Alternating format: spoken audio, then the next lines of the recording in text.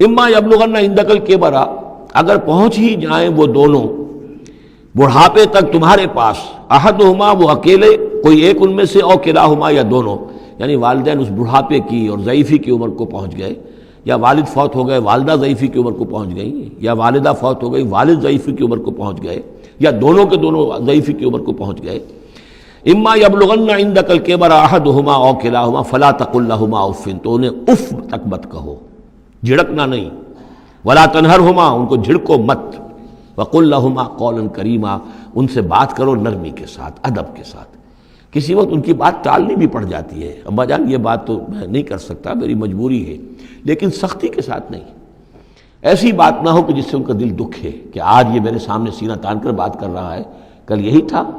وہ جو چھوٹا چھوٹا سا لپٹتا تھا میری ٹانگوں میں آ کر، اور وہ یہی ہے جسے میں گود میں لیے پھرتا تھا، یہ دل دکھے نہ۔ وَاخْفِضْ لَهُمَا جَنَاحَ الذُّلِّ مِنَ الرَّحْمَةِ، یہ آگے جو میں نے کہا تھا والدین کے لیے بھی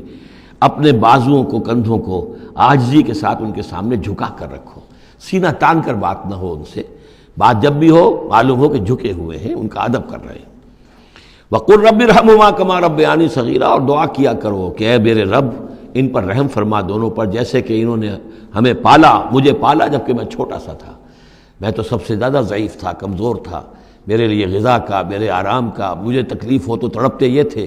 تو اے پروردگار اب ان کے احسانات کا میں کیا بدلہ چکا سکتا ہوں، میں تجھ ہی سے درخواست کرتا ہوں کہ جو کچھ احسانات انہوں نے مجھ پر کیے ہیں تو ان کو، ان کے طفیل تو ان کی خطائیں بخش دے اور ان پر رحم فرما۔ وَقُلْ رَبِّ ارْحَمْهُمَا كَمَا رَبَّيَانِي صَغِيرًا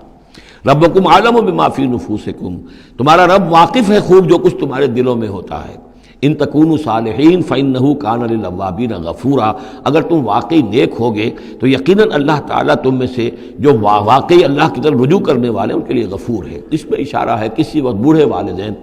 جیسے کہ ہم پڑھ آئے کہ لا یعلم من بعد علم شیئا،